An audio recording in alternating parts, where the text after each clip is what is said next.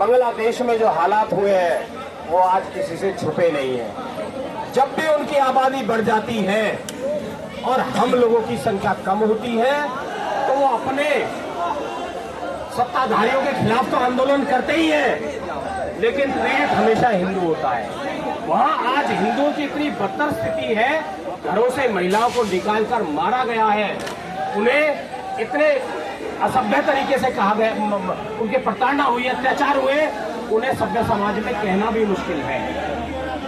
और न केवल वहां के हिंदुओं को एक एक करके प्रताड़ित किया गया है, मंदिरों को तोड़ा गया है, लूटपाट हुई है। जो मंदिर के पुजारी है उनके गले में फंदे डालकर सरेआम पेड़ों से लटका दिया गया है। और ये हालत पूरे बांग्लादेश में है और उसका असर हमें बंगाल में भी देखने को मिलता है। बांग्लादेश की स्थिति कहीं ना कहीं बंगाल से भी मिलती जुलती नजर आती है, क्योंकि बंगाल में भी कोई कानून व्यवस्था नहीं है और वहां भी सरेआम बेटियों को उठा लिया जाता है, रात भर इस्तेमाल करते हैं, सुबह उसे फेंक जाते हैं जिंदा या मुर्दा, और कोई कानून व्यवस्था नहीं है, कोई रिपोर्ट नहीं लिखी जाती। यदि पीड़ित परिवार रिपोर्ट लिखवाने जाता है तो उसी के खिलाफ मुकदमा दर्ज हो जाता है।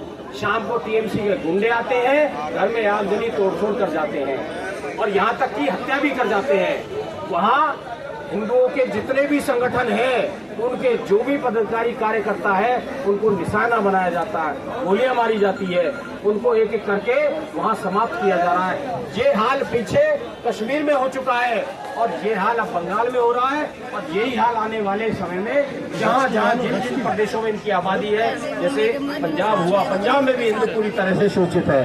हम सबको मिलकर इसके लिए आवाज उठानी पड़ेगी। यदि हम आवाज नहीं उठाएंगे तो जो ये बांग्लादेशी अपने बंगाल में कर चुके हैं, यानी कि बांग्लादेश में कर चुके हैं, वो स्थिति यहाँ भी कर सकते हैं, जहाँ इनकी बहुत बड़ी आबादी है।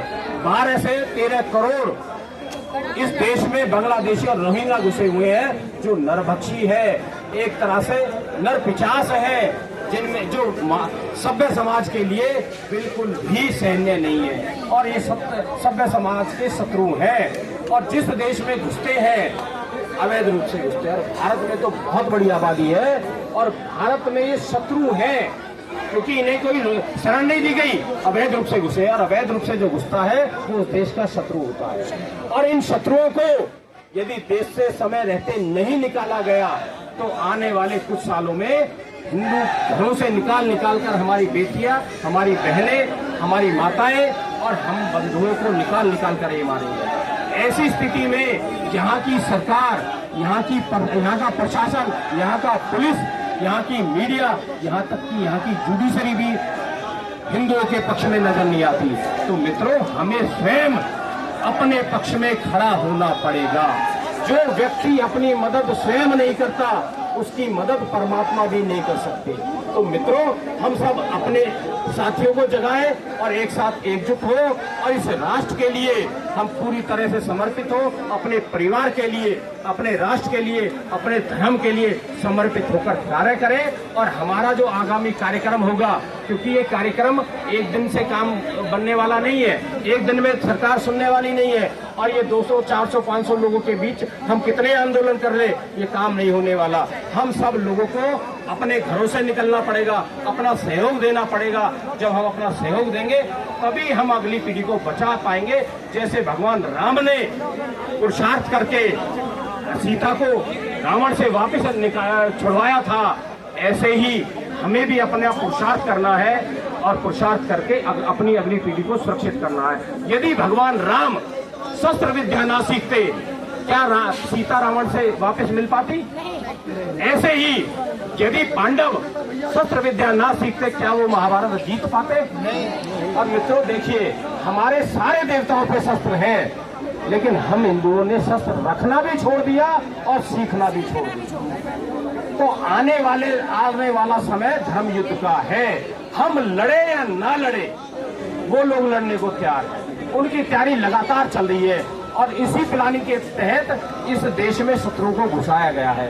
पाकिस्तानी भी बहुत बड़ी संख्या में है, बांग्लादेशी भी बहुत बड़ी संख्या में है और रोहिंग्या भी बहुत बड़ी संख्या में है। और यहाँ के कट्टरपंथी नरपिशाच जो मानवता के लिए पूरी तरह से शर्मसार है, जो मानवता को नष्ट करना चाहते हैं, इन लोगों के लिए हमको घरों से निकलना पड़ेगा, सड़क पे आना पड़ेगा। और जब सड़क पे आएंगे तभी हम अगली पीढ़ी को बचा पाएंगे।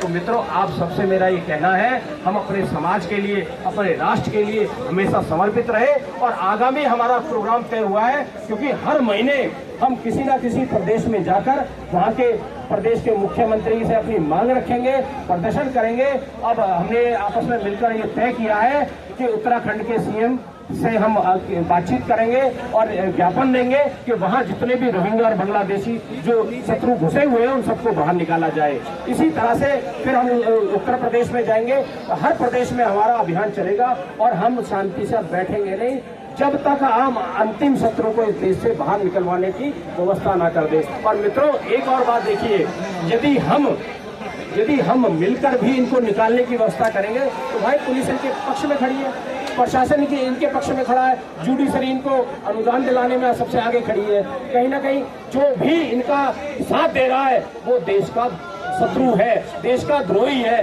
देशद्रोही है। वो लोग जो देश के शत्रुओं के साथ है वो देशद्रोही है। हमें देश के शत्रुओं से भी निपटना है और देशद्रोहियों से भी निपटना है। और मित्रों, हमारा साथ कोई नहीं देने वाला, हमारा साथ हम सब एक दूसरे का देंगे। और जब हम एक दूसरे का साथ देंगे तो परमात्मा भी हमारा साथ देंगे।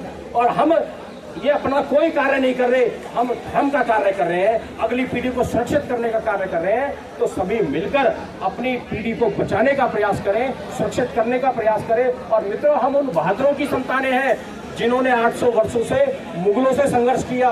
उस समय उन्होंने टोपी नहीं पहनी, अपने धर्म में बने रहे और संघर्ष किया, लड़ते रहे, मरते रहे, लेकिन अपना धर्म नहीं त्यागा। इसी तरह से जब अंग्रेजों का शासन आया तो तब भी उन्होंने संघर्ष किया, तो तब भी उन्होंने अपना धर्म चेंज नहीं किया। तो मित्रों, हम उन बहादुरों की संतानें हैं, तो हमारा ये फर्ज बनता है हम अगली पीढ़ी को सुरक्षित माहौल दें और सुरक्षित करके जाएं। यही हमारा धर्म भी है, यही हमारा कर्तव्य है। और हम सब मिलकर इस अभियान में सब साथ देंगे, सब साथ जुड़ेंगे और तभी हम इस कार्य को आगे कर पाएंगे। तो आप सभी से मेरा पुनः अनुरोध है, अब सभी साथी 15 सितंबर को उत्तराखंड सीएम हाउस में जाने की तैयारी करें। सब लोग अपनी अपनी लिस्टें बनानी शुरू करें, सूचना देनी शुरू करें और आज से ही इस अभियान को शुरू किया जाएगा। और वहाँ गंगा स्नान के बाद इस अभियान की पूरी तैयारी करेंगे और देश भर के सभी राज्यों में हम अभियान चलाएंगे। आप सभी का बहुत बहुत धन्यवाद। जय हिंद, जय भारत, जय हिंदू राष्ट्र, जय श्री राम।